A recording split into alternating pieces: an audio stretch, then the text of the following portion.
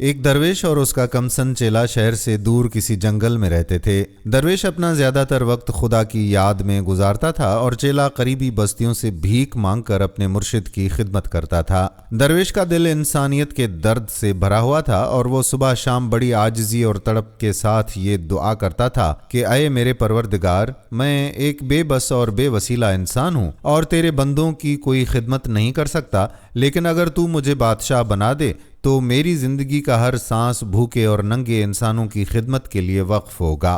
میں یتیموں، بیواؤں اور نادار لوگوں کی سرپرستی کروں گا، میں محتاجوں کے لیے لنگر خانے کھولوں گا، میں عدل و انصاف کا بول بالا کروں گا، رشوت خور اور بددیانت اہلکاروں کو عبرت ناک سزائیں دوں گا، مظلوم مجھے اپنی ڈھال سمجھیں گے اور ظالم میرے نام سے کانپیں گے، میں نیکی اور بھلائی کو پروان چڑھاؤں گا۔ کمسن چیلے کو پکا یقین تھا کہ کسی دن مرشد کی دعا ضرور سنی جائے گی، لیکن وقت گزرتا گیا، چیلا جوان ہو گیا اور نیک دل درویش پر بڑھاپا آنے لگا۔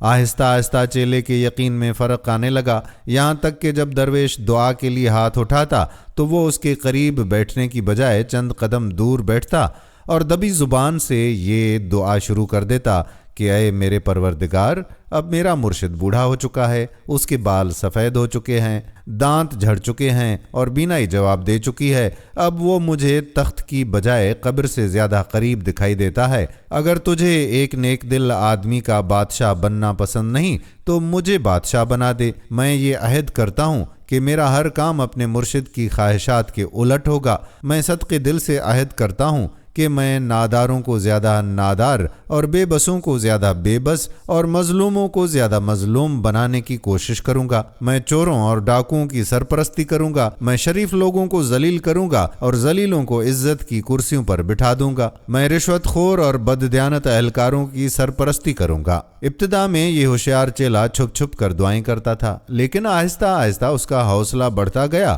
اور کچھ عرصے کے بعد اس کی یہ حالت تھی کہ جب مرشد دعا کے لیے ہاتھ اٹھاتا تو وہ بھی اس کے قریب بیٹھ کر بلند آواز میں اپنی دعا دہرانا شروع کر دیتا۔ درویش اپنی آنکھوں میں آنسو بھر کر کہتا کہ اگر بادشاہ بن جاؤں تو عدل و انصاف، نیکی اور سچائی کا بول بالا کروں، اور چیلا قہقہا لگا کر کہتا کہ اگر میں بادشاہ بن جاؤں تو ظلم اور بدی کا جھنڈا بلند کروں۔ درویش کہتا کہ میرے خزانے سے معذور اور نادار لوگوں کو وظائف ملیں گے، اور چیلا کہتا کہ میں ان پر سخت جرمانے لگاؤں گا۔ درویش اسے ڈانٹتا اور کبھی کبھی ڈنڈا اٹھا کر پیٹنا شروع کر دیتا، لیکن چیلا اپنی عاجزی کے باوجود اپنے موقف پر ڈٹا رہا۔ پھر وہی ہوا جو پرانے وقتوں میں ہوتا تھا، یعنی ملک کا بادشاہ فوت ہو گیا اور تخت کے دعوے دار ایک دوسرے کے خلاف تلواریں نکال کر میدان میں آ گئے۔ دور اندیش وزیر نے راتوں رات تمام عہدیداروں کو جمع کر کے یہ تجویز دی کہ ملک کو خانہ جنگی سے بچانے کی ایک ہی صورت ہے کہ شہر کے تمام دروازے بند کر دیے جائیں اور صبح سویرے باہر سے جو آدمی سب سے پہلے مشرقی دروازے پر دستک دے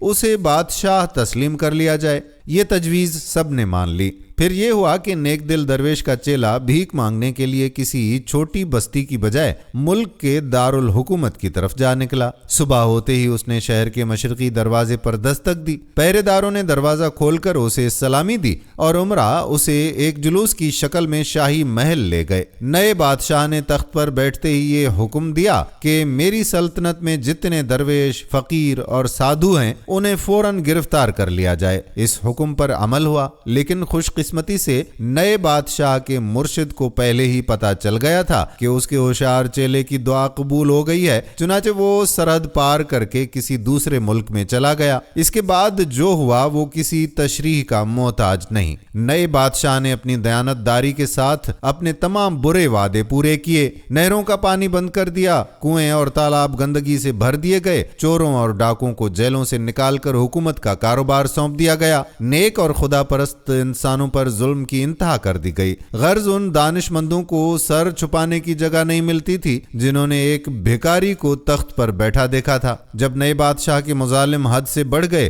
تو عوام کے لیڈروں نے اس کے خاندان کا پتہ لگانے کی ضرورت محسوس کی۔ سابق وزیر اعظم کی قیادت میں ایک وفد کافی تلاش کے بعد بادشاہ کے مرشد یعنی درویش کی خدمت میں حاضر ہوا اور فریاد کی کہ خدا کے لیے ہمیں اس مصیبت سے نجات دلائیے۔ بوڑھا درویش اپنے چیلے کے سامنے में जाने से डरता था, लेकिन लोगों की आओ बका देखकर वो ये खतरा मोल लेने पर तैयार हो गया। जब वो दरबार में हाजिर हुआ तो बादशाह को अपने पीरो मुर्शिद को देखते ही अपना माजी याद आ गया और उसने कुछ मरऊब होकर कहा कि पीरो मुर्शिद, फरमाइए मैं आपकी क्या खिदमत कर सकता हूँ। दरवेश ने जवाब दिया कि मैं अपने लिए कुछ नहीं मांगता, मैं सिर्फ तुम्हारी रियाया के लिए रहम की अपील करने आया हूँ। तुम इक़्तिदार के नशे में वो जमाना भूल गए जब भीख मांगा करते थे। खुदा से डरो, ये सब खत्म होने वाला है। अगर हो सके तो मौत से पहले कोई नेक काम कर लो। बादशाह ने तल्ख होकर जवाब दिया कि देखिए क़िबला, आप मेरी बर्दाश्त का इम्तिहान ना लें। ये आपकी खुशकिस्मती है कि आप मेरे मुर्शिद हैं और मैं आप पर हाथ डालते हुए घबराता हूँ।